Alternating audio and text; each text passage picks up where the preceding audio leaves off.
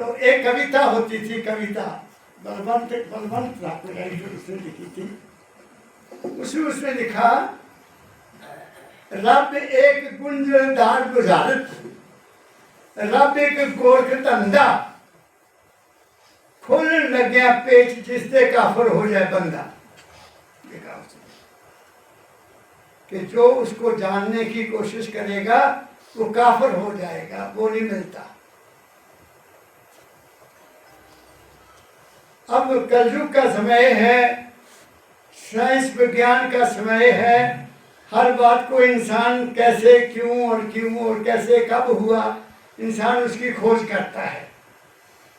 और हमारे धार्मिक जगत की तो ये हाल है, सब में खींचातानी लगी हुई है। कोई कहता है शिव की पूजा करो वो सबसे बड़ा है, कोई कहता वहाँ की यात्रा करो वहाँ तुम्हारा कल्याण हो जाएगा, कोई कहता वहाँ स्नान करो तुम्हारा वहाँ कल्याण हो जाएगा, कोई कहता वहाँ राम जी की पूजा करो। तो आदमी जाए कहाँ जाए? बहुत डामाडोल हालत है मेरे देश की इस वक्त, जो मैं समझता हूँ। सतगुरु परमदयाल जी महाराज के चरणों में बैठकर उनकी शारीरिक सेवा करते हुए, उनके साथ अथाह प्रेम करते हुए, उनके हर वचन के ऊपर चिंतन करते हुए मैं कहाँ पहुंचा? मैं अपनी बात बताता हूँ। मेरे दिमाग में जो अब बात आ रही है वो ये है कि ऐ इंसान, तुम्हें कहीं भटकने की जरूरत नहीं है, तुम्हें किसी यात्रा की जरूरत नहीं है, तुम्हें किसी घंटी बजाने की जरूरत नहीं, तुम्हें कोई कर्मकांड करने की जरूरत नहीं है। तू सिर्फ 3 काम कर ले, मन वचन और कर्म शुद्ध कर ले, बस। ये जो मेरे दिमाग में अब आ रहा है, वे 3 चीजें अगर आपने अपने ऊपर लागू कर ली, तुम्हारा जीवन सुधर जाएगा और तुम्हें अपना भी अनुभव हो जाएगा और तुम्हें उस शक्ति का भी ज्ञान हो जाएगा कि वो क्या है। अब सभी धर्म कहते हैं मन वचन कर्म से शुद्ध रहो, लेकिन जो कहते हैं कि आप वो खुद मन से शुद्ध हैं, नहीं है। मैंने देखा, मैंने अनुभव किया है। नफरत है, द्वेष है, ईर्ष्या है, और मैं क्या बताऊं, मैंने खुद ऐसे लोगों से मेरा पाला पड़ा जिनमें ईर्ष्या बहुत ज्यादा थी, बहुत ज्यादा थी ईर्ष्या, और अपने आप को गुरु भी कहलाते थे। मैं किसी गुरु के साथ, किसी सो-कॉल्ड गुरु के साथ, नाम नहीं लूंगा, मुझे उज्जैन जाने का मौका मिला। उज्जैन उन्होंने भी मुझे बुलाया। वहाँ एक माता थी, बहुत परमदयाल जी की महाराज की भक्त थी। उन्होंने कहा कमल जी आपने भी आना है और वो महाराज भी आ रहे हैं। तो मैंने जाते ही पहले 4000 रुपया जमा कराया, अपने आने जाने का खर्च दिया। वहाँ पहुँच गए, वहाँ सुबह सत्संग हुआ, मैं भी 1 घंटा बोला और संगत काफी इकट्ठी हो गई। शाम को भी संगत बहुत आई। शाम को उस गुरुजी ने मुझे टाइम नहीं दिया। उस गुरुजी ने मुझे शाम का टाइम नहीं दिया और संगत मेरे पास आ गई कि महाराज आपने क्यों नहीं वचन दिया? मैं क्या, जो चेयर पर बैठे उनकी आज्ञा का पालन करना चाहिए, मुझे ऐसा लालच नहीं चाहिए। मैंने ऐसा अनुभव किया है। द्वेष है, ईर्ष्या, तो ऐसी द्वेष ईर्ष्या से हमने क्या लेना? उनसे पीछा छुड़ा लो और अपने अंदर आ लो। यही मेरे सतगुरु बाबा फकीर ने कहा, बेटा दुनिया में कुछ भी नहीं है, अपने आप को देखो तुम कौन हो, बस दैट्स ऑल। अब सवाल ये पैदा होता है कि सिद्धांत तो बता दिए, मन वचन और कर्म से शुद्ध रहो, तो इसकी व्याख्या भी चाहिए, खोलकर बताना भी चाहिए। कैसे मन पर साफ हो, कैसे वचन ठीक हो, तो मैं आज आपको मन और वचन और कर्म की बात कहूंगा जो मैंने अपने जीवन में उतारी है, जिसको मैंने समझा है या जिसका मैं चिंतन करता रहता हूं। सबसे बड़ा जो आपके पास शक्ति है, सबसे बड़ी शक्ति जो आपके पास है, वो तुम्हारा अपना मन है। वो तुम्हारा अपना मन है। और मन की शक्ति का आधार तुम्हारे पास क्या है? शर्मा जी बात को सुनते रहना। मन की शक्ति कहां से है? मन की शक्ति कहां से मिलती है? वो तुम्हारे अपने शारीरिक शक्ति से मिलती है। आपका शरीर तंदुरुस्त है, आपने अपने आप को कंट्रोल में रखा हुआ है, आपने 25 साल ब्रह्मचर्य का पालन किया है और गुरु की आज्ञा में अगर आप रहे हैं तो तुम्हारा मन बलवान हो जाएगा। जो कहते हैं कि पहले नंबर पर यहाँ अभ्यास किया करो, अगर उनका मन ही साफ नहीं है तो वह कैसे अभ्यास करेंगे? अगर उनकी शक्ति नहीं है, उनका मन कंट्रोल में नहीं है, तो वो कैसे, वो तो भागता रहेगा, मन भागता रहेगा, उनके काम में नहीं आएगा। इसलिए सबसे पहले है कि मन की शक्ति को समझना है और जितने भी ख्याल हैं ईर्ष्या के, द्वेष के, नफरत के, बुग़्ज़ के, कीना के, दूसरों के विरोध में, किसी की बुराई को देखने के, वो सारे के सारे पहले बंद करके किसी दरिया में फेंक दो। फिर तुम्हारे मन को कौन बनाता है? दूसरी बात, बहुत प्रैक्टिकल बात कर रहा हूं। तुम्हारे मन कैसे तुम्हारे मन की खुराक है जो तुम खाते हो। जैसी तुम्हारा भोजन होगा वैसा ही तुम्हारा मन बनेगा। इसके लिए संतों ने मुझे भी कल एक काफी लंबी बात हुई किसी डॉक्टर साहब से, मेरे से बड़ा प्यार है उनका, कोई बात चल पड़ी। मैंने कहा बेटा, मैं उनको बेटा कहता हूं, मुझे पिताजी कहते हैं। जिस इंसान ने अपने खाने को नहीं समझा वो अपने मन को भी नहीं समझ सकता। हमारे शरीर में 3 चीजें हैं, वात, पित्त और कफ। वात, पित्त और कफ, इनका संबंध सीधा हमारे खुराक से है। और अगर खुराक इनके मुताबिक है, सात्विक है, राजसिक है, तामसिक है, तामसिक है तो तुम्हारा मन तमोसिक बन जाएगा। राजसिक है तो तुम्हारे मन में ताकत आएगी, दुनिया में तरक्की करने की कोशिश करोगे। सात्विक भोजन होगा तो आप अपने अपने को जानने की कोशिश करोगे। क्या कहा मैंने? ये 3 चीजें हैं, ये बड़ी जरूरी है। और भोजन कहाँ से बनता है? भोजन हमारी कमाई से बनता है, जो हम कर्म करते हैं।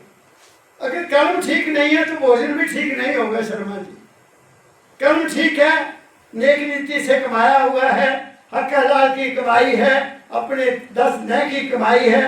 हमारी गले की कमाई होती थी, पढ़ाते थे तो गले की कमाई, सिर की कमाई नहीं थी, तो दिल से पढ़ाते थे, खूब पढ़ाते थे, मन से पढ़ाते थे, भूल जाते थे अपने आप को, तो हक हलाल की कमाई खाई, किधर चले गए? सात्विकता में चले गए। क्या कहा मैंने? तो हर चीज का लिंक है। भोजन कैसा है, कहाँ से कमाया गया है, कैसे कमाया गया है, 420 का है, धोखे का है, हेरा फेरी का है, तो तुम्हारा मन कभी भी शुद्ध नहीं रह सकता। क्या कहा मैंने? पहले इस चीज को देखना है कि ऐ इंसान, इसलिए बाबा फकीर ने कहा, ऐ इंसान तू राम नाम जप चाहे ना जप, अपनी नीयत को साफ रख के अच्छा कर्म कर। बस सीधी बात खत्म हो गई। इससे बड़ा ज्ञान और कोई नहीं हो सकता, इससे बड़ी और शिक्षा कोई हो नहीं सकती। अपने मन को पहले देखना है और हमेशा भले सोचना, अच्छा सोचना है। शिव संकल्पन मस्तु, ये हमारा सनातन धर्म कहता है। हमेशा अच्छे ख्याल रखो, पॉजिटिव ख्याल रखो, दूसरों का भला चाहो, किसी की बुराई मत देखो। हम नहीं चंगे, बुरा नहीं कोई। बस ये नियम बना लो, नंबर 1। नंबर 2, पहला है ख्याल, मन। मन से ख्याल निकला, ख्याल से क्या बनेगी? वाणी बनेगी, वाणी से क्या बनेगा? कर्म बनेगा। क्या कहा मैंने? कर्म कहाँ से बना? तुम्हारे मन से। तुम्हारा मन चिंतन करता है, बार बार चिंतन करता है किसी काम के बारे में, कोई बुरे कर्म के बारे में, तो तुम बुरा कर बैठोगे। अच्छे कर्म के बारे में सोचोगे, तुम अच्छा कर बैठोगे। मन तुम्हारा घोड़ा है, भागता है, इसको लगाम लगाओ बुद्धि की, अपने विवेक की, गुरु के शब्द की, इसको लगाम लगाओ, इसको कंट्रोल करो और इसको ऐसा बनाओ कि जिससे से तुम्हारा भी भला करता रहे और दूसरों का भी भला करता रहे। क्या कहा मैंने? तो दूसरा है कर्म। मन, वचन। वचन कैसा है? वचन तो जैसा भी तुम खाते हो, वचन वही बनेगा। जैसा ही तुम खाते हो वैसे। मुझे याद है, मैं आपको एक बात बताता हूँ। एक बार शिमला जी, मैंने 2-3 महीने 4 महीने की बात हो गई होगी, मैंने शाम को तामसिक खाना खा लिया। तामसिक मीन जैसे पल्ले बन गए जी, पकौड़े बन गए जी, कोई आया था और बढ़िया बढ़िया सब्जी बना गई, मैंने भी खूब खाई। तो मन पर ख्याल बिगड़ गया।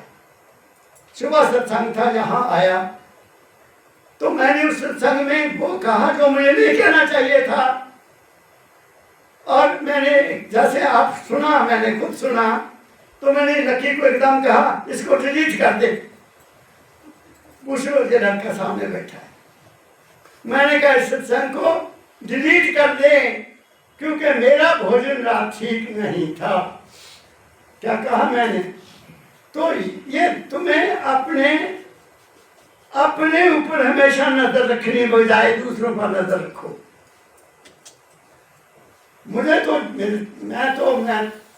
मैं तो बहुत भाग्यशाली हूं कि मुझे बाबा फकीर मिल गए, नहीं तो मेरी हड्डियां पता नहीं कहाँ होती, नामो निशान खत्म हो जाता। मुझे तो उन्होंने संभाल लिया, मुझे बताया बच्चा ख्याल को कैसे नहीं बनाना है, बस मेरा कल्याण हो गया। मैं उस ख्याल को पानी ही नहीं देता। जो बुरा ख्याल आता है, क्योंकि महाराज ने खुद कहा मुझे, बेटा तू तो जवान है, तुम्हें तो ख्याल आना चाहिए। मैं बूढ़ा हो गया, मुझे भी ख्याल आते हैं। मेरे पास उनकी शिक्षा है कि ख्याल तो आएगा जब तक शरीर है। ये मन बड़ा जालिम है, ये तुम्हारा पीछा नहीं छोड़ेगा। क्या कहा मैंने? पहले इसको संभालो, बजाय कुछ और संभालने के पहले मन के ख्यालों को संभालो। जिस दिन तुमने ये समझ लिया कि ये मेरा लगाम लगानी पड़ेगी, इसको लगाम लगे काम बन जाएगा। क्या काम है? फिर तुम्हारा वचन भी ठीक होगा। मीठी वाणी बोलो, मुख से मन रहे निर्मल शुद्ध शरीर। मीठा तभी बोलोगे जब तुम्हारा हृदय शुद्ध है, मन शुद्ध है। मन तभी शुद्ध होगा जब खाना शुद्ध है। हमने लोगों को बोलते देखा है, ऐसे ऐसे शब्द लोग बोलते हैं कि जिसको सुनकर ऐसा लगता है कि तलवार चला दी गई है। इसलिए बुजुर्गों के कहा है, वचन का काटा हुआ घाव कभी नहीं मिलता, तलवार का काटा हुआ घाव बंद हो जाता है, ऐसा कहा है। इसलिए वचन को ठीक करना। मैं मिसालें दूंगा आपको कहाँ कहाँ वचन खराब हुआ और क्या हो गया। फिर कर्म, इनको मैं कहता हूँ, एक है सूक्ष्म कर्म जो नजर नहीं आता, हमारा मन कर रहा है, हमारा मन सोच रहा है। अभी मैं आपको बताता हूँ, ये लड़का, हमारे बच्चे आए हैं राजस्थान से, बच्चे आए, तो मुझे राजस्थान जाना है, कोई काम है, बड़ा इम्पोर्टेंट काम है। तो मैं सोचा कि मैं पद्म सिंह सिसोदिया, मेरा बड़ा प्यारा बच्चा है, खाटू श्याम में रहता है, मैं उसको फोन करूंगा कि बेटा तू ये प्रोग्राम में आ रहा हूँ, तो मैं खाटू श्याम भी आना चाहता हूँ, तो मैं सबको मिलना चाहता हूँ, तो मैं आपको बात करना चाहता हूँ। 3-4 दिन से मेरे मन में ख्याल चल रहा था, वो आज कल शाम को यहाँ आ गया, यहाँ बैठा है, यहाँ आ गया। बात मेरी समझ गए? तुम्हारे ख्याल में बहुत बड़ी ताकत है, बहुत बड़ी ताकत है। इसको जाया मत करो, इससे झगड़े मत करो, और इसको कंट्रोल में करोगे तुम्हारा कल्याण हो जाएगा। और ये है सूक्ष्म कर्म, एक है स्थूल कर्म, किसी को शरीर से तंग करना, किसी को शरीर से मारना, वो मैं अब आपको बता देता हूँ। एक सूक्ष्म कर्म में आपको बता दिया कि मन भी तुम्हारा कर्म करता है, वो नजर नहीं आता लेकिन उसका रिजल्ट सामने आ जाता है। तुम किसी को भी याद करो, सच्चे दिल से याद करो, वो तुम्हारे पास है। क्या कहा मैंने? गुरु को याद करो, गुरु तुम्हारे पास है। गुरु कहाँ दूर है, वो कहाँ है? अरे तुम्हारी अभी शर्मा जी ने गा के सुनाया, ढूंढ मुझको अपने मन में, मैं तो तेरे पास हूँ। मैं न काशी, मैं न मथुरा, मैं न गिर कैलाश हूँ। तू हुआ मेरा तो देख मैं भी तेरा बन गया, मैं तो तेरे मन की सच्ची आस और विश्वास हूँ। क्या कहा मैंने? तो सब कुछ तुम्हारे अंदर है, मगर इसको बताता कौन है? कौन बताता है? मैं साइंटिफिकली प्रूव करता हूं कि वो तुम्हारे अंदर है। नंबर 2 अब है वचन। वचन के लिए मैं तुम्हें 2 एग्जाम्पल देता हूं, 2 ऐतिहासिक एग्जाम्पल देता हूं। एक द्वापर युग की, राम का जब युग था, एक त्रेता युग की जब महाभारत था। कलयुग की तो बात ही छोड़िए, कलयुग में तो पता नहीं क्या क्या होता है, क्या क्या मैं आपको बताऊं। राम को वनवास हो गया कैकेयी के कहने पर। कैकेयी अपने लड़के भरत को राजगद्दी दिलवाना चाहती थी, और राजा दशरथ कैकेयी के मुट्ठी में था। उसने उसको कोई वचन दिए हुए थे कि जब तू मांगेगी मैं तेरा वचन पूरा करूंगा। जब राम की शादी हो गई सीता जी के साथ, तो वशिष्ठ जी ने उनके लिए पूरा शजर बनाया, ज्योतिष निकाला, बहुत अच्छे अच्छे ग्रह देखे कि इस ग्रह में इनकी अगर शादी होगी तो बहुत अच्छा होगा। उसी ग्रह में सीता जी की शादी हुई। आगे अब उनका तिलक होना था, तिलक की तैयारी हो गई। तो सुबह ही कैकेयी ने कहा, महाराज मुझे वचन दिया हुआ है आपने, पहले वो पूरा करो, मेरे बेटे को गद्दी दो, राम को 14 साल का वनवास दे दो। वनवास हुआ, उनके साथ सीता गई, कहती मैं तो आपके साथ जाऊंगी। लक्ष्मण कहता भैया मैं भी आपके साथ जाऊंगा, तुम दोनों को अकेले नहीं भेजूंगा, सेवा भाव था। चलो वहां चले गए। तुम्हें सारा पता है, कथाएं सुनते हो, बार बार कथाएं होती है, शहर में होती है, लेकिन असलियत किसी को भी नहीं पता। हुई चलता रहा तो रावण की सिस्टर कहीं उधर घूमती आगे सैर करती हुई, शूर्पणखा बहुत सुंदर लड़की थी, उसने आकर ऑफर कर दिया। बहुत दोनों भाई बड़े सुंदर थे, राम को कि आप मेरे से शादी करो। राम ने कहा मेरी तो शादी हुई है, अब लक्ष्मण से कर लो। अब लक्ष्मण क्या, राम को पता नहीं था कि लक्ष्मण की भी शादी हुई है। कहना चाहिए था कि नहीं हम दोनों शादीशुदा हैं।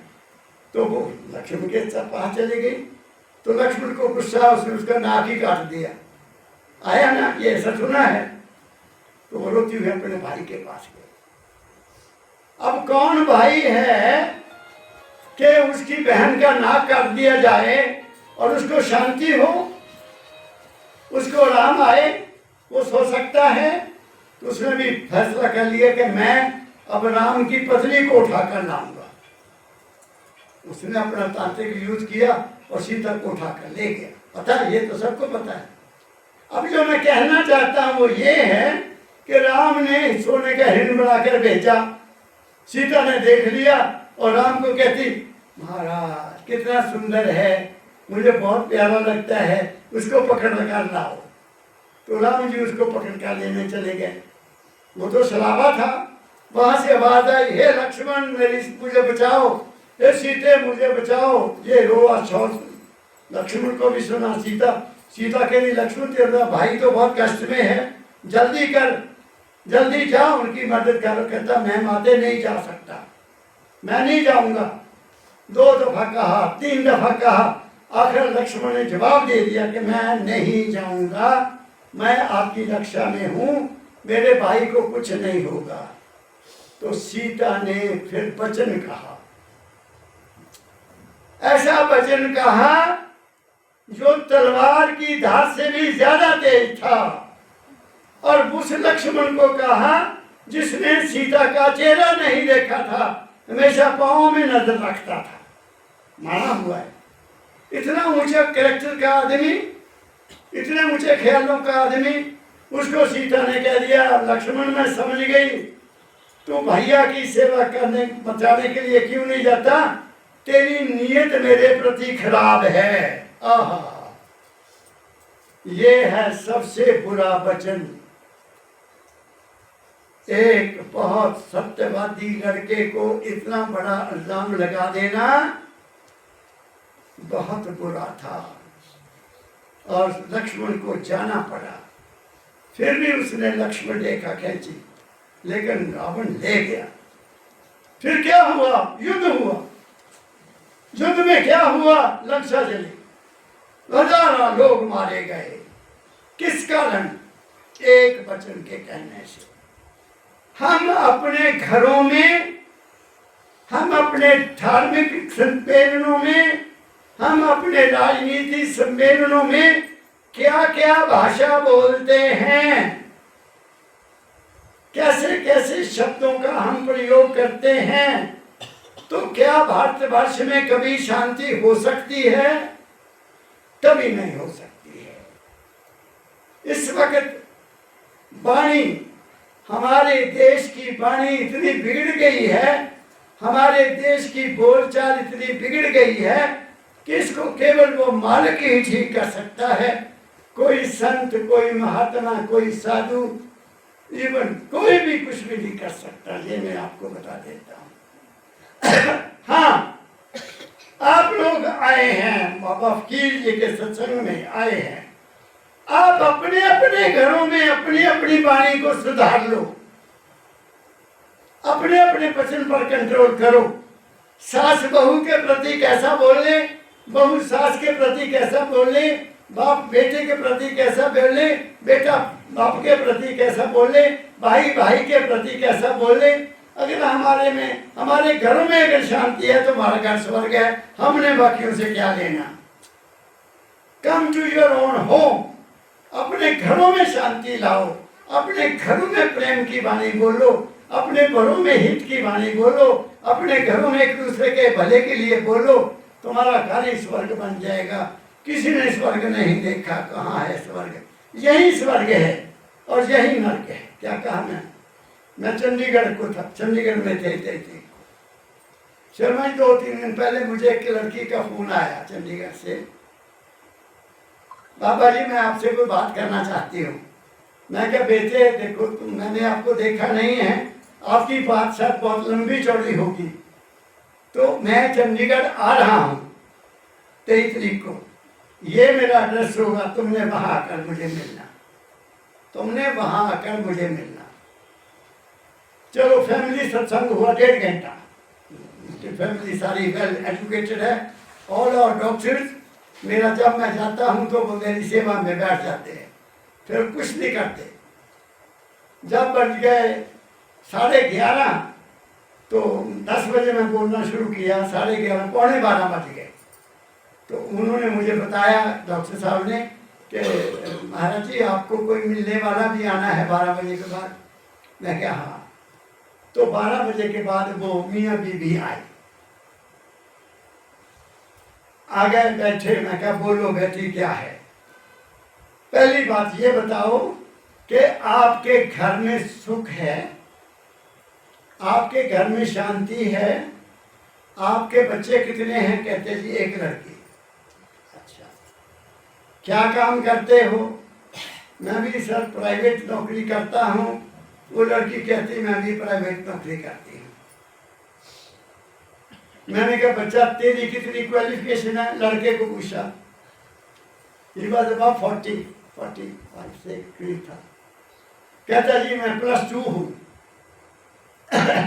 अब +2 को क्या नौकरी मिलेगी? कितने करता होगा काम किसी कंपनी में। अब लड़की को पूछा तू बता बेटे तेरी क्या क्वालिफिकेशन है? मेरी MBA क्वालिफिकेशन है, MBA। मैं क्या तेरी उम्र कितनी है? 45 साल। लड़के को बेटा तेरी उम्र कितनी है? 36 साल। मैं क्या एक गाड़ी के दोनों चारों पहिए खराब हैं, तुम्हारे घर में शांति नहीं हो सकती। कहते हाँ जी नोक झोंक होती रहती है, हमारे नोक झोंक होती रहती है। मैं क्या होगी? क्यों होगी? ये लड़की हाईली क्वालिफिकेशन है, तेरा IQ क्या है? 12 पढ़े, तेरा IQ है ही नहीं। तुम्हें अब जिंदगी में अगर सुख का जीवन जीना चाहता है अपनी पत्नी की आज्ञा का पालन करना होगा। सीधी बात कही। अगर तू ये मानेगा तो मैं आगे कुछ कहूंगा, नहीं तो मैं आगे नहीं बोलूंगा, क्योंकि बहुत ज्यादा अच्छा सोच सकती है। तेरी सोच नहीं है, तुम्हारा झगड़ा होगा, तू कहेगा ऐसा करना है, वो कहेगी ऐसा करना है। जब तक झगड़ा होगा तुम जिंदगी में तरक्की नहीं कर सकते। आए कैसे हैं स्कूटर पर? मैं क्या जिंदगी दोनों कमाते हैं, उनके पास कम से कम मारुति 800 तो है, तुम्हारे पास सिर्फ साइकिल है। क्यों है? क्योंकि तुम्हारी सोच ठीक नहीं है। तुम्हारी सोच ठीक नहीं है, तुम्हें कोई गुरु तार नहीं सकता, तुमने अपने आप को तारना है। This is my mission of life, कि किसी के घर में सुख और शांति पैदा हो सके। नंबर 1 एक बात आपको मैंने बता दी। दूसरी, महाभारत के समय में पांडवों ने बहुत सुंदर महल बनाया और अपने भाइयों को भी बुलाया। क्या नाम था उनका? दुर्योधन वगैरह सारे गृह प्रवेश कर, और लिखने वाले में लिखा है कि महल इतना बढ़िया था कि ये नहीं पता लगता था यहाँ पानी है कि फर्श है। इतना बढ़िया बनाया होगा। कहाँ है वो तो मुझे पता नहीं कहाँ बनाया। हस्तिनापुर कहते बनाया था, लेकिन उसका कोई नामो निशान है नहीं। तो जब सारे आए, उस वक्त जो द्रौपदी थी वो ऊपर बालकोनी में बैठ गई। बालकोनी में बैठ गई, देख रही है कि मेरे देवर इधर से आएंगे। तो दुर्योधन जब आया तो उसने जैसे ही आगे पैर रखा, उसने समझा फर्श है, वो पानी था, वो पानी में गिर गया। और द्रौपदी ने एक शब्द बोल दिया, द्रौपदी ने एक तीर बोल छोड़ दिया, अंधे की औलाद अंधी। बस वही दुर्योधन ने फैसला कर लिया कि अब हम इसका बदला लेंगे। युद्ध हुआ। यह है वचन, यह है वचन। घरों में घर बर्बाद हो रहे हैं, मियाँ बीवी की आपस में बनती नहीं। मुझे टेलीफोन आते लोगों के, पढ़े लिखे हैं, समझदार हैं। एक खबर आई, एक पिता 3 करोड़ के उसकी प्रॉपर्टी, 3 करोड़ की प्रॉपर्टी। उसको उसकी सास कहती है अपने पति को, मैं इसकी बुढ़े की सेवा नहीं कर सकती। उसको घर से निकाल दिया। ये है। जबकि हमारे शास्त्र क्या कहते हैं? माता पिता की सेवा करो। मैं तो यहां तक कहता हूं, और तुम ब्रह्मा की पूजा करो, तुम किसी की पूजा करो, किसी देवता तुम्हें कुछ नहीं मिलना। अगर माँ ने और बाप ने तुम्हारे सिर पर हाथ रख दिया और आशीर्वाद दे दिया, भगवान भी उसको नहीं मोड़ सकता। क्या क्या हाल है आपको? भगवान भी नहीं मोड़ेगा, क्योंकि तुम्हारे वो ब्रह्मा हैं, तुम्हारे वो विष्णु हैं, तुम्हें उन्होंने जन्म दिया, तुम्हारा पालन पोषण किया, और तुम अगर उनके साथ ऐसा व्यवहार करोगे, दुनिया में कहाँ तुम्हें कोई सहारा देगा, कोई नहीं सहारा देगा। घर में सब कुछ है, गुरु पहली गुरु माँ है। मैंने जिंदगी से पूरे तय दिल से माँ बाप की सेवा की है, और उनकी कृपा से मुझे बाबा फकीर मिले, और बाबा फकीर की कृपा से मैं आपकी सेवा कर रहा हूँ। मैं आपको सच्ची बात बताता हूँ। क्या कहा मैंने? कहाँ किसकी पूजा कर रहे हो आप? कहाँ जा रहे हैं? एक बार साल हो गया, एक सरदार और एक लड़की बांसीरी कमरे में आ गए, हम अभी बहे बैठे थे, प्रसाद रख दिया, बाबा जी प्रसाद। मैंने कहा सत्संग के बाद दूंगा, अभी नहीं टाइम हुआ। सत्संग खत्म हुआ, अभी प्रसाद बंट गया, वो अब मेरे सामने आ गया। मैं कहा बोलो बेटा कहाँ से आए? फिरोजपुर से आए। अच्छा क्या चाहते हो? महाराज जी हमारे कोई बच्चा नहीं है। अच्छा कितने साल हो गए? 7 साल हो गए। मैं कहा बेटी तू अपनी सास की सेवा करती है? सास है? हाँ जी। उसकी सेवा करती है? कहती नहीं जी। कभी उसको चाय पिलाती है? बैठ हुए कहती नहीं जी मैं नहीं करती सेवा सुबह, मैंने नहीं लोग सेवा करनी। मैं कहा अच्छा।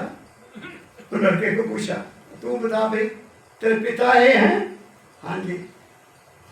तू पिता के कभी सेवा करता है? कहता नहीं जी। पिता को कभी मत्था टेका या चाय पिलाई खाना खिलाया? कहता नहीं जी हसी नहीं करते। तो मैंने कहा मेरे पास क्या लेने आए? ये प्रसाद उठाओ। जो माँ बाप की सेवा नहीं करता उसको मैं क्या दे सकता हूं?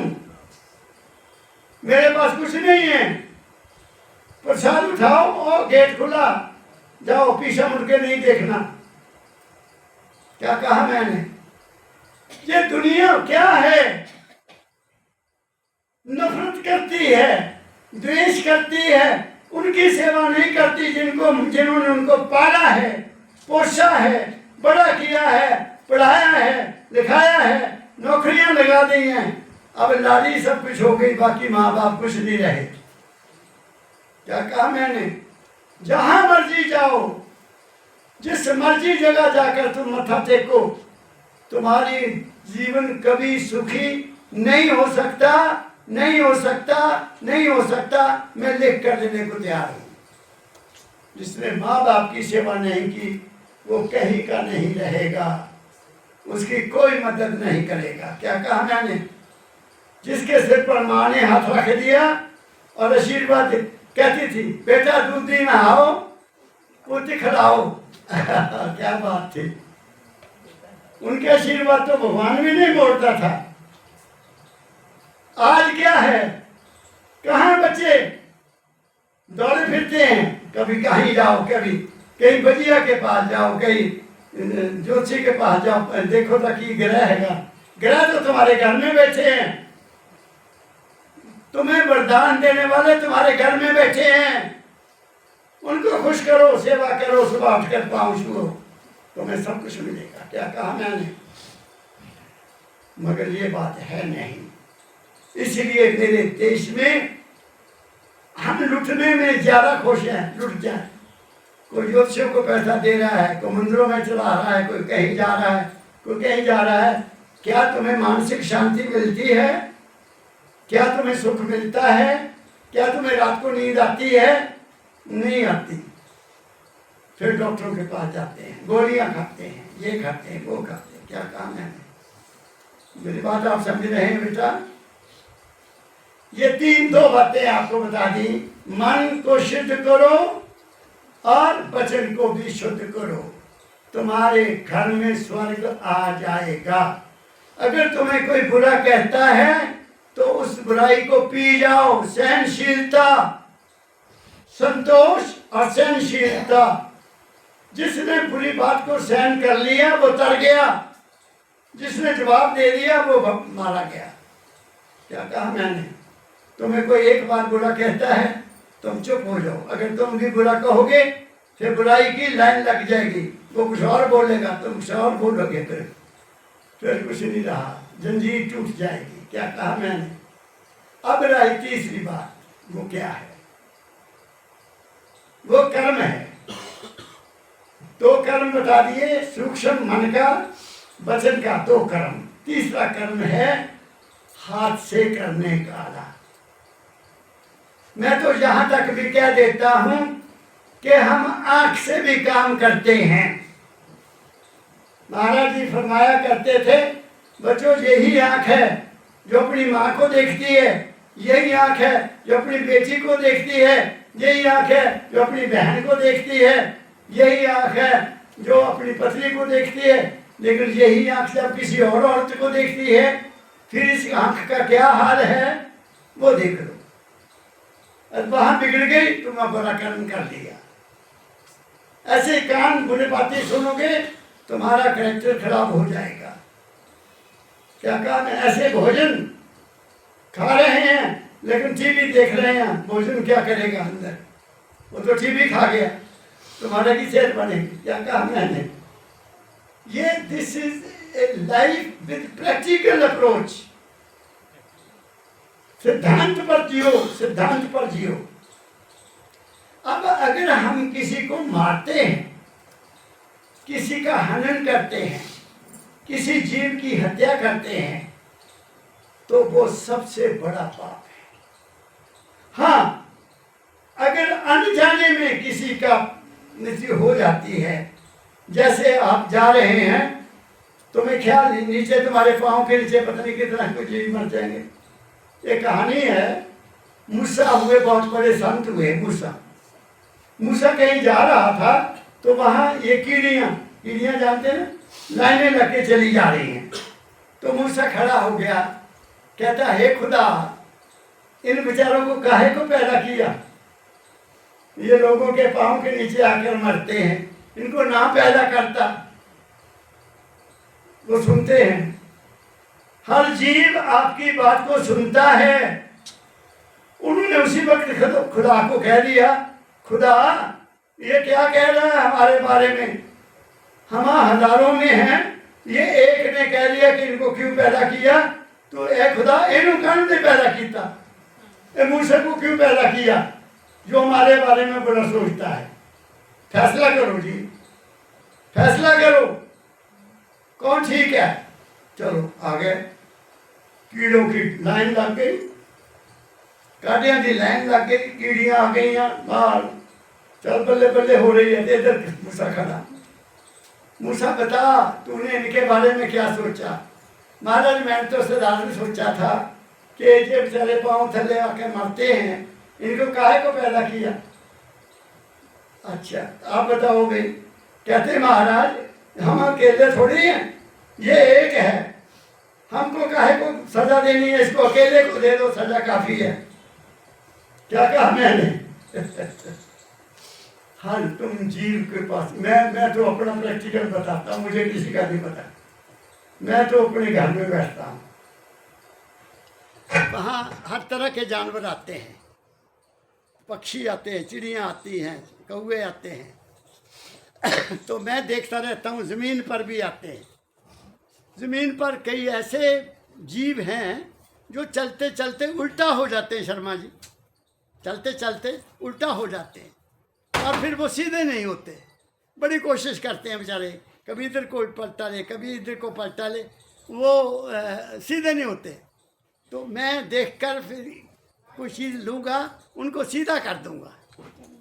उस वक्त मन को इतनी शांति मिलती है कि वह आनंद आ जाता है। ले यार कमाल है, ये देखो तो मेरे इन्हें करने डाले, इन्हें चलना मिल गया। क्या कहा मैंने? आप छोटे से छोटा जीव में तुम्हारा ही रूप है। दाता दयाल ने तो जहाँ तक कह दिया कि पत्थर में भी हरकत है, पत्थर में भी हरकत है निशान, लेकिन हमारी नज़र नहीं है उसको देखने की, हमारी नज़र नहीं है। हमें नज़र रखना चाहिए कौन अच्छा है कौन बुरा है। ये बताया है, संतों ने बताया। तो एक सदना हुआ, सदना कसाई हुआ है। वो आम कसाई नहीं था, आज तो पता नहीं क्या क्या हो रहा है। वो केवल बकरे काटता था राजा के लिए, राजा का क्या उसको कहते बुचर था। कभी 5 बकरे काटता था, कभी 10 काटता था, जैसा जैसा लंगर होता था राजा का। तो एक दफा रात आ गई, खाना खत्म हो गया, तो राजा के पास एक उसके पड़ोसी राजा आ गया। बड़ा हैरान हो गया, कहता भाई आप कैसे लेट हो गए? कहता जंगल में निकले थे, शिकार मिला नहीं, हमने कहा चलो आपके पास ही चलते हैं। खाना खाओगे? हाँ खाना खाएंगे। रात के 9 बजे होंगे, 10 बजे होंगे। मैसेज दिया सदना, सदना मेहमान आए हैं, इतना मांस काट कर भेज दो। 5 या 10 किलो कह दिया। और सदना ने हुक्म माना, अपनी तलवार उठाई, वहाँ बाड़े में गया, वहाँ बड़े बड़े बकरे रखे हुए थे, तो वो जरूरत के अनुसार बकरा काटता था। उसने सोचा कि 5-6 किलो चाहिए उनको, तो अगर मैं बकरे को भी मार देता हूँ तो बाकी तो माल मेरा सारा खराब हो जाना। मैंने राजा ने पैसे नहीं देने, मैंने तो 5 किलो दे देने हैं, मैं कहाँ को नुकसान करूँ। बड़ा सोचा, कहता चलो इसकी की टांग काट देता, बढ़िया है, एक टांग काट दूँ, एक टांग काट दूंगा, काम चल जाएगा। जब टांग पकड़ी तो शास्त्र कहते हैं कि बकरा हंसा, बकरा हंसा तो सारा पीछे हट गया। बकरा कहता हो सकता है, मैं बड़ा डांट क्लियर कहता हूं, हो सकता है सदना को अंदर से आवाज आई हो, उसके अपनी आत्मा ने आवाज दी हो। बकरा कहता है सदना कर ले जो करना है, लेकिन याद रख पता नहीं कब से मैं तेरा सिर काट रहा हूं, कब से तू मेरा सिर काट रहा है। आज मेरा काम करने लगा है, अगले जन्म में मैं तेरी टांग काटूंगा। क्या कहा मैंने? वो करेगा सो बढ़ेगा, कर्म जो जो करेगा अंत में भोगना, जो कर्म किया वही भोगना है। सदना ने तलवार फेंक दी और जवाब दे दिया राजा को, मैं तेरे नौकर नहीं हूं, संत बन गया। क्या कहा मैंने? ये असलियत है, ये हकीकत है। लेकिन आज क्या हो रहा है मेरे देश में, वो मैं ऐसे ही खबर सुन ली है। मेरे देश में 4 बड़े बुचर खाने हैं। मेरे इंडिया में बुचर खाने जानते, जिथे जानवर मारे जाते, गायें मारिया जानिया, 4 हैं। और वो हजारों जानवर रोज काट कर फॉरेन में मीट बेचते हैं बाहर। और वो कौन है? मुसलमान नहीं है, वो हिंदू हैं। तलकल गाते हैं, गायों का वध करते हैं।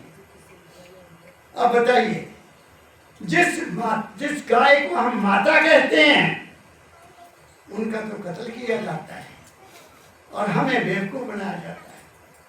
देखो गाय की बहुत बड़ी महत्ता थी, एक जमाना था। क्यों? वो भी मैं बता दूं। हमारे खेतों में बैल से खेती होती थी, बैल से 2-2, 4-4 बैल रखे होते थे जिम्मेदारों ने। गाय भी रखी होती थी, गाय बच्चे को जन्म देती थी और वो बैल बन जाता था। बात समझ गए? इसलिए उनकी मजबूरी थी गाय को रखना और उनको माता कहना कि ये हमें बच्चे देती हैं, वो हमारे बैल बनते हैं और हम खेती बाड़ी करते हैं। आज वो खेती बाड़ी बैलों वाली चली गई, अब ट्रैक्टर आ गए, मैकेनिकल आ गए। अब कौन गाय पालता है? किसी को चाहिए ही नहीं बैल। अगर किसी के घर में बच्चा पैदा भी हो गया, जब तक दूध देती गाय उसको रखते हैं, उसके बाद कर निकाल देते हैं। मेरे घर के पास एक जगह खेत है, वहाँ 7-8 बड़े बड़े बैल घूमते रहते हैं। क्या कहा मैंने? जरूरत नहीं है। अब हाँ, महाराज जी गए अमेरिका, मैं भी जाए हूँ, मैंने भी देखा। वहाँ बड़े बड़े फार्म हाउस हैं, हजारों गायें, हजार गायें हैं शर्मा जी, लेकिन वो दूध नहीं देती ना। तो महाराज जी वहाँ गए, जहाँ गए उनके गोपाल ने चल जाना अंदर, तो उनके फ्रिज में भी गाय का मीट देखा। तो महाराज ने उनको कहा, वो तुम इंडिया के रहने वाले हो, कोई शर्मा हो, कोई वर्मा हो, कोई कहेगा प्यासिया, कोई कितेला सत्संगी को कितेला, तुसी ये बीफ क्यों खाते, ये गाय का मीट क्यों खाते? महाराज जी ये वो गाय नहीं है जो दूध देती है। क्या कहा मेरे माँ, ये वो गाय नहीं है, खाने का लालच है, वो गाय नाम तो गाय है ना। क्या कहा मैंने? इसलिए ये दुनिया की बात छोड़ो, दुनिया को लात मारो, दुनिया तुम्हारी नहीं है, तुम्हारा अपना संसार है, तुम्हारा अपना संसार, तुम्हारा घर तुम्हारी संसार है, तुम्हारा घर ही तुम्हारी दुनिया है, तुम्हारा घर में ही धर्म है, तुम्हारे घर में ही कर्म है, तुम्हारे घर में पूजा है, तुम्हारे घर में सब कुछ जो है तुम्हारे घर में है बच्चों। कहीं भटकने की जरूरत नहीं है। तुम अगर सच्चे हो जाओ, सच्चे होकर अपने मार्ग से मांगो, तुम्हें मिलेगा। वो सुनता है मगर हम उसके नहीं बनते, उसके बन जाओ। वो है तुम्हारी देखभाल वो करता है, तुम्हारे शरीर का मालिक वो है, तुम्हारे सांस का मालिक वो है। तुम्हारा सांस तुम बोलो, तुम सांस लेते हो, वो तो इतना क्लोज है आपके पास, इतना पास है तुम्हारे कि तुम्हारी सांस में वो है। ढूंढ लो उसको, करो आंखें बंद, आंखें खोल कर याद नहीं करना। ताता कहते हैं आंखें बंद करके जरा यहाँ आ जाओ, सच्चे होकर मांगो, तुम्हारी झोली भर जाएगी। करके देखो, करके देखो। मैंने तो मांगना ही छोड़ा हुआ है, मैं तो जिंदगी में कुछ नहीं मांगता। मैंने गुरु मांगा बस, गुरु मिला तो क्या कमाना हो, गुरु मिल गया फिर काहे की चिंता, काहे का फिक्र, क्यों मांगू, किससे मांगू, क्या मांगू, कुछ ठहर ना रहा ही। कबीर साहब कहते मैं नहीं कुछ भी मांग रहा, तो महाराज रहने वाला नहीं कुछ भी। मुझे आप चाहिए, बस आप चाहिए, आप चाहिए, आप चाहिए।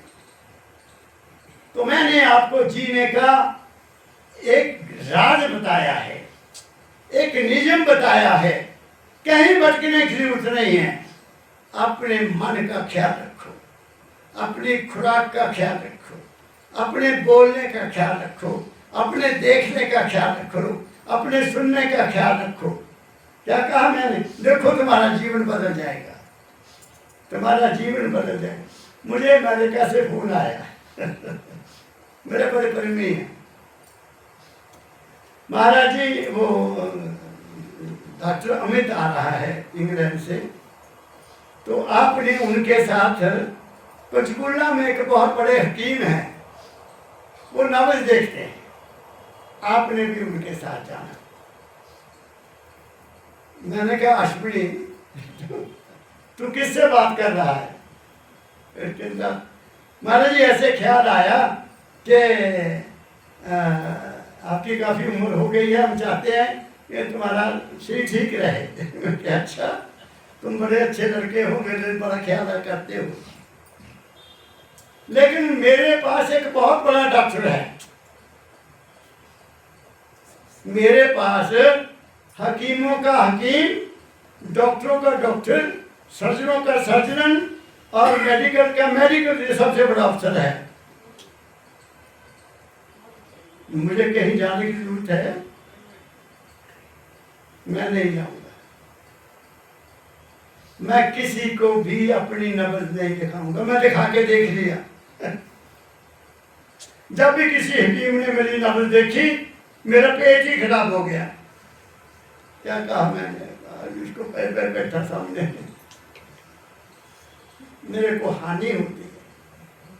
मेरा शरीर ऐसा मेरे दाता ने बना दिया है कि अब मैं कोई मेडिसिन, कोई चाहे होम्योपैथी है, चाहे एलोपैथी है, चाहे ये आयुर्वेद है, मेरे को सूट नहीं। मेरे को 2 रोटी सब्जी और लस्सी दही चाहिए मुझे, और कोई दवाई नहीं चाहिए। क्या कहा मैंने? हम बाहर जाते हैं, हम तो बाहर भी लस्सी पीते हैं, लोगों के घर कहते भाई दही नहीं लस्सी दे दो हमें खाने के लिए। क्या कहा मैं? Be simple in your diet, खर्चा कम करो। एक सब्जी, एक दाल बहुत है। सब शर्मा जी कहाँ 4 मैं बाहर चंडीगढ़ खाना खाने बैठे, 4 चीजें बनी हुई, 4। मैंने कहा 1 दे दो, ये 4 खाऊंगा, मेरा लीवर तो 1 है। फिर बाद में ठंडी खीर आ गई। मैंने कहा मैंने नहीं खानी ठंडी खीर, अंदर पेट गर्म है, वो काम कर रहा है, रोटी को पचा रहा है, ऊपर से ठंडी खीर खाऊंगा और ज्यादातर ठंडा हो जाएगा, हाजमा खराब हो जाएगा। Learn how to live. बड़ी बड़ी शादियां होती हैं, पता नहीं वहां क्या क्या बनाते हैं, सब बीमारी का घर है। किसी भी शादी में कुछ ना खाओ, बस सीधी बात है। सलाद खा लो, ज्यादा चावल ले लो, फिर दाल का ले लो, खाओ खत्म। बाकी ना कॉफी पियो, ना ठंडा पियो, ना गर्म पियो, ना जलेबी खाओ, ना लड्डू खाओ। सीधी बात। क्या काम है? ट्राई टू बी सिंपल बच्चों। जितना सिंपल रहोगे उतना सुख पाओगे। खाने में, बोलने में सिंपल, कम बोलो, ज्यादा नहीं। मैं आप यहाँ बोल लिया, शाम तक मस्त रहूंगा, बिल्कुल मस्त। किसी से क्या बात करनी, कोई जरूरत ही नहीं करनी। शर्मा की क्या कहा? तो मैंने बहुत कुछ आपको कह दिया। मेरे सच्चे दिल से प्यार। आप सबको सुखी रहो, खुश रहो, बस घरों में शांति रखो, एकता रखो, प्यार रखो, और देखो फिर मालिक तुम्हारे ऊपर कैसी रहमत करता है। वो है वो तुम्हें देखता है, वो तुम्हें पालता है, वही सब कुछ करने वाला है। मेरा आप सबको बहुत बहुत हार्दिक प्यार। सबको राधा स्वामी, राधा स्वामी, राधा स्वामी।